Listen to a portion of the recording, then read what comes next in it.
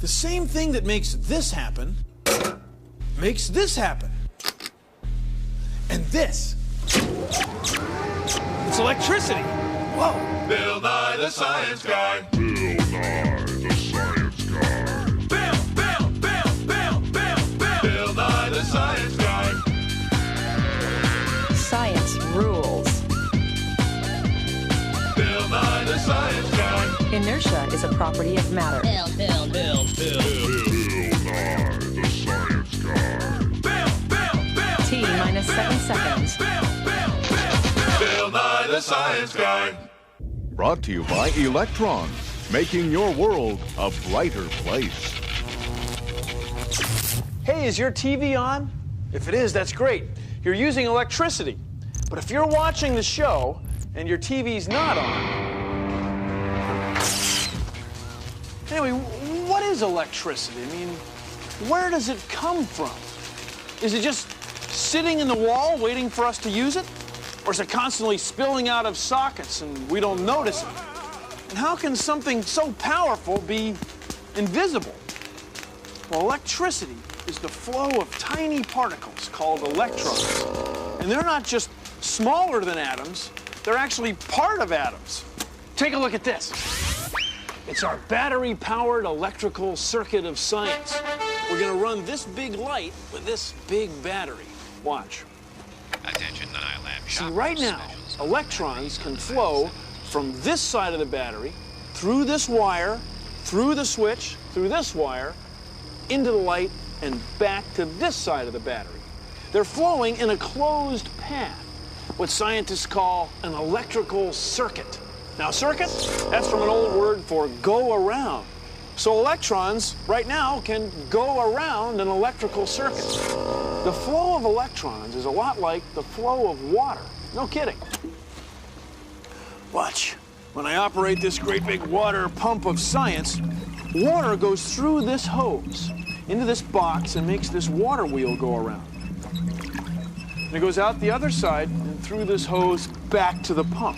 It's a closed path for the flow of water. It's a water circuit. It's just like the flow of electrons through an electrical circuit.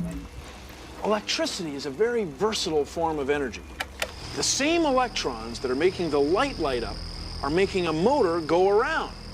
See, electricity can do all kinds of different jobs, and they're all done with electrons. Electrons flowing through a wire are a lot like water flowing through a hose. When we got the flow going, we can do work.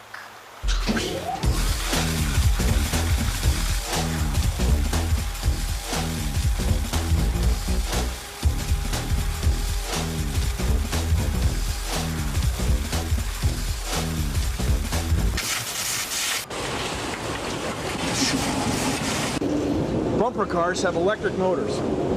The electricity runs from the rod that touches the ceiling, through the electric motor in the car, and then to the floor.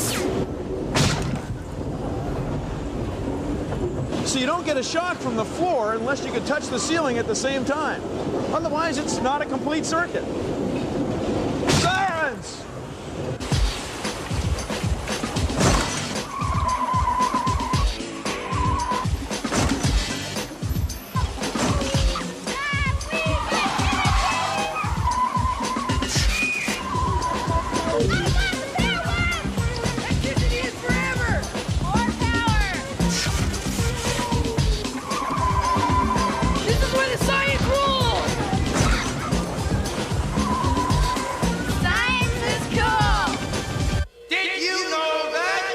Keeping batteries in the refrigerator makes them last longer. Your brain uses the same power as a 10-watt light bulb. Cold metal conducts electricity better than hot metal. Now you know! There's enough electricity coming out of the wall to stop your heart. So don't stick anything but a plug in a socket. Be careful. This is Godzilla's hairdryer, I think.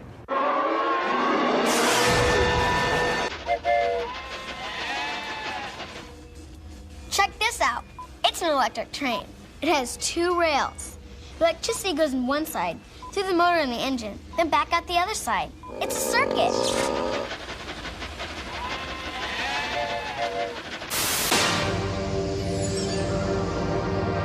So where does electricity come from, anyway?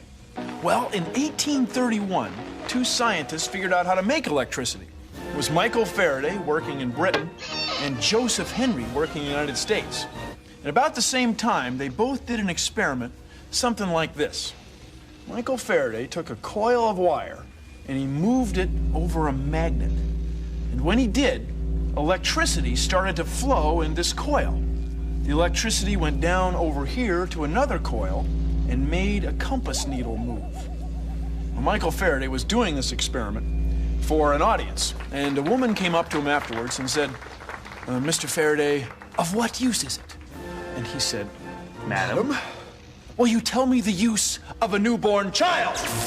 And what he meant was, would you take a look? I mean, I'm moving the compass needle without touching it. You understand? I have a coil of wire way over here, and I'm making a compass needle move way over there with no apparent force. I mean, some force is going right through the air and wiggling that needle. Something's happening here. Some spectacular effect is happening here. You may not completely understand it right now with no apparent force. One day we will, and it's going to be a big deal. Thank you for joining me on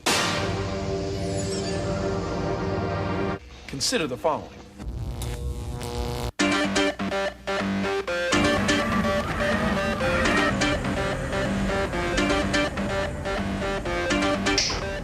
My name is Venkatesh Iyer, and I'm a scientist working on electric cars at Western Washington University's Vehicle Research Institute. And this is an example of what we have. This is Viking 21, an electric hybrid car. Viking 21 is the forerunner of electric cars, the way steam engines were to gasoline cars, say. This car is a solar-electric hybrid, which means it runs on solar power, electricity, and also on compressed natural gas. There are 1,400 solar cells on this car. Solar cells convert light into electricity, and this is stored in the batteries. And this electricity is used to drive the electric motor in the front and electric motor in the back. The batteries actually are all charged up. So if you guys want to go for a spin, let's roll, let's burn rubber.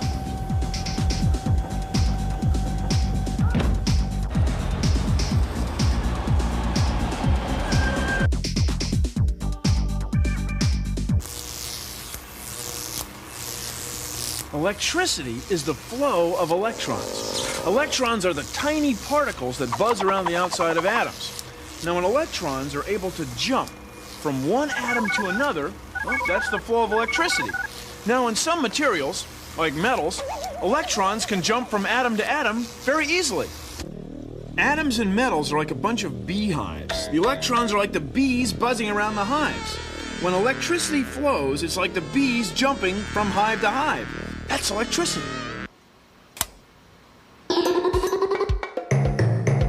You can make an electrical circuit and figure out what things let electrons go through them and what things don't.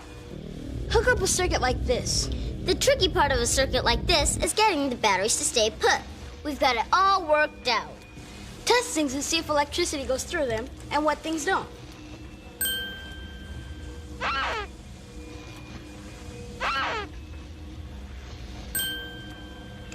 It seems that metal things carry electricity pretty well, and rubber and plastic things don't. Try this, a pencil.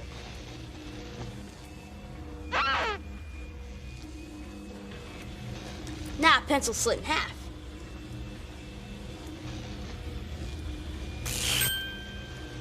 Check it out. It changes. The circuit's complete.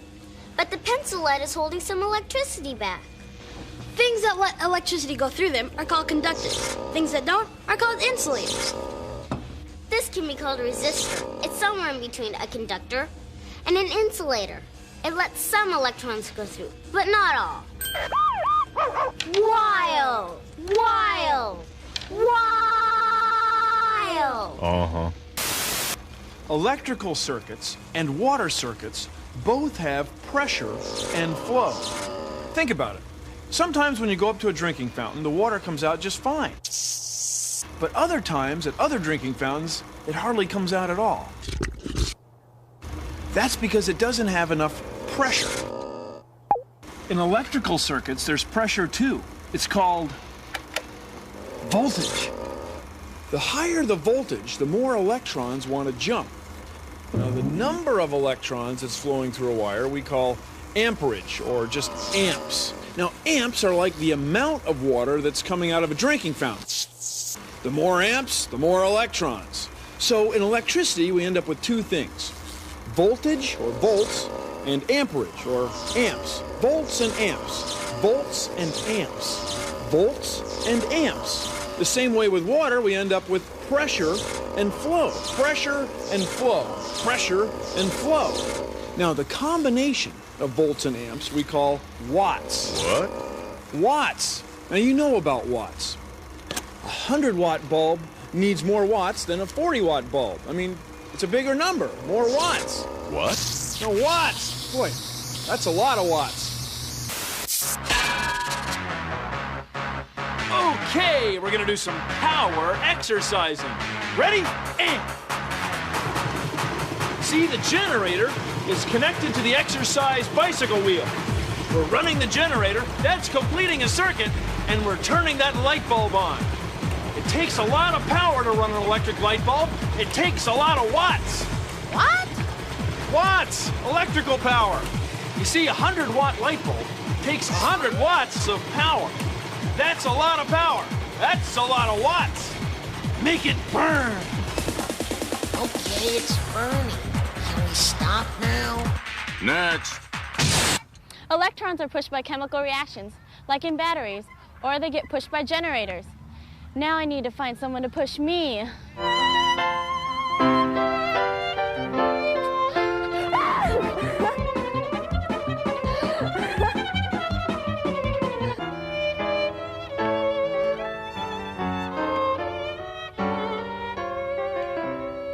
Batteries and hot dogs are a lot alike. Oh? No kidding. A hot dog has a piece of meat with a roll around it. Well, inside a battery, there's a long rod with a can around it. Now, between the rod and the can is some goopy chemicals called electrolytes. Now, that's what makes electricity flow. Between a hot dog and the roll are some goopy chemicals called mustard and relish. So instead of poles, it has rolls. Now, if you put a hot dog in a flashlight, nothing happens. Duh. That's because a hot dog doesn't have the right chemicals to make electricity flow. But a battery does. And those chemicals are what make electricity flow from one end of the battery to the other. Now, when the chemicals are used up, the electricity stops and the battery's dead. But batteries are a good, compact source of energy. So are hot dogs.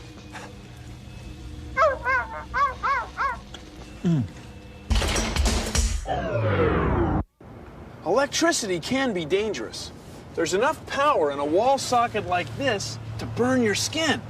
Just be careful. Hey!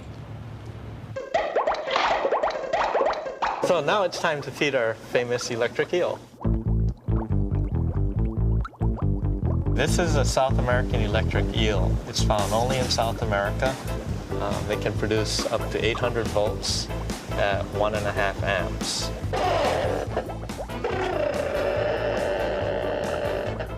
If you were to put your hand into this tank now with the fish, just one hand, your hand would probably fly out when you discharge this main electrical charge.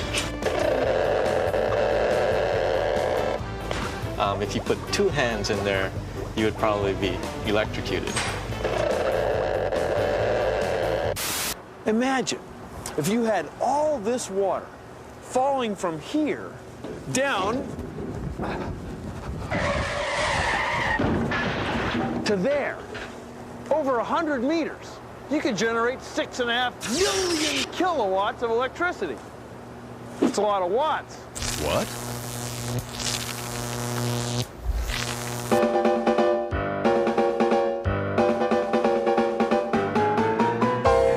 Grand Coulee Dam in Washington State in the USA. Now, if you've ever lifted a bucket of water, you know, it's pretty heavy. Well, imagine how heavy the water is behind that dam.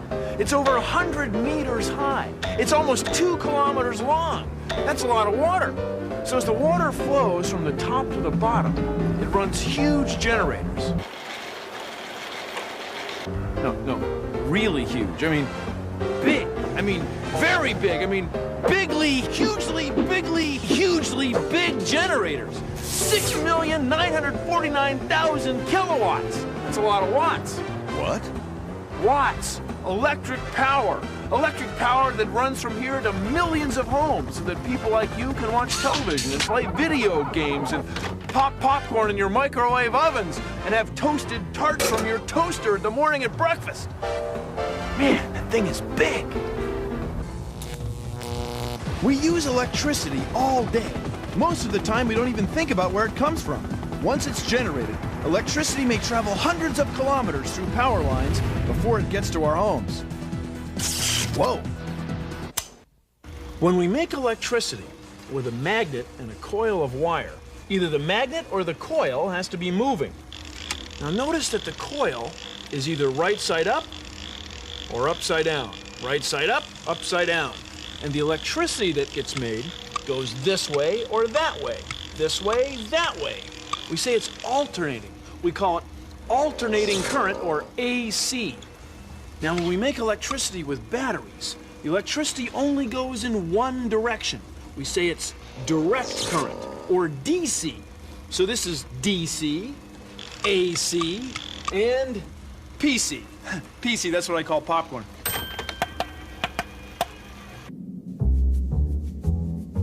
We've known for years that the sun is a wonderful source of energy, but there's things that we need to learn about it. We are trying to gather some information to make photovoltaics more economically viable.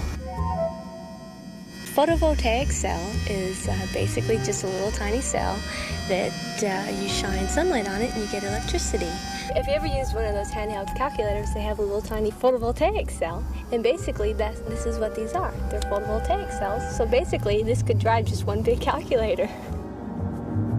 Sun power!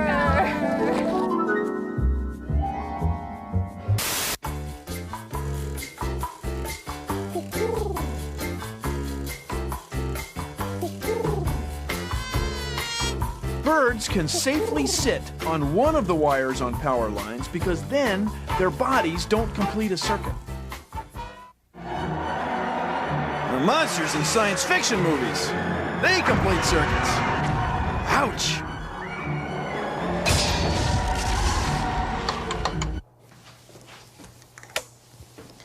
For electricity to do work, it has to flow in a complete loop. That's called a circuit. Turning on a switch completes a circuit.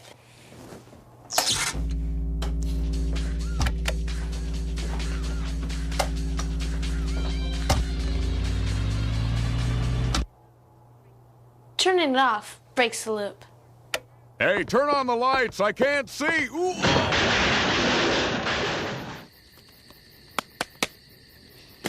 I wish there are no such things as batteries. Coming this holiday season, a movie that will brighten your spirits. So, he wants to know what life would be like without batteries. Well, let's show him. It's one boy's journey into a life without direct current. Mom, come on, we're gonna be late. Okay. Oh dear, it stopped. Ah! It stopped.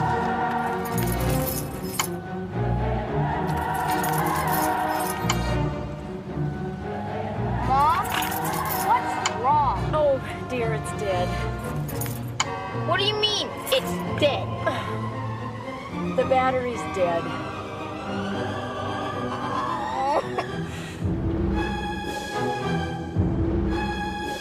Hey! From the director of Compass Man comes It's a Wonderful Light. Oh, the battery! Hey, Grandpa! Hey, Grandpa! Grandpa! Grandpa! Can you hear me? Grandpa! Grandpa! Hey, Grandpa, how you doing? I can't hear you. Grandpa, what's wrong? Your battery's dead? Can one boy survive in a world without batteries? These batteries must be dead. This plug fits in this socket perfectly, but this plug is from Europe, and it doesn't fit in our sockets. No way. See, different countries use different style plugs for their electricity. But notice that they all have 2 prongs. That's because electricity has to flow in a loop. So it goes in one prong through this wire, through an appliance like this blender, then out the other side and back into the wall. It's a circuit. That's good.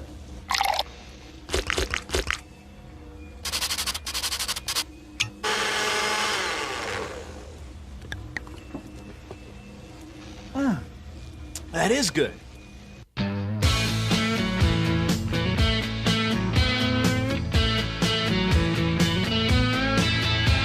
Well, everybody knows that when electrons flow, that flow is known as electricity. And although you might say so, without it, don't you know, we'd be unplugged but not on MTV. Now in a battery, current's called DC. It flows straight from the minus to the plus. But the current in your wall is known as AC, y'all, and it cycles back and forth without a fuss. So don't lose that charge, that AC-DC charge, your current alternating or direct.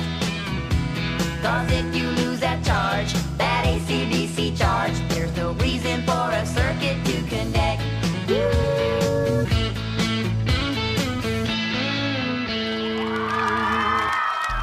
They're beautiful, aren't they? All those electrons flowing through all those conductors in complete circuits. Look at all that light. It's great. It's electricity. Well, guess what? Real funny, Bill. That's the end of our show. Produced in association with the National Science Foundation. See? This generator is connected to the exercise bicycle wheel. And it completes a circuit that powers this light bulb. Just a few more minutes. That's it. Breathe. See, it takes 100 watts to run a 100-watt light bulb. Now, 100 watts, that's a lot of watts. That's a lot of power. Power, that's energy per unit time. You're burning calories. Don't slow down. Make it burn.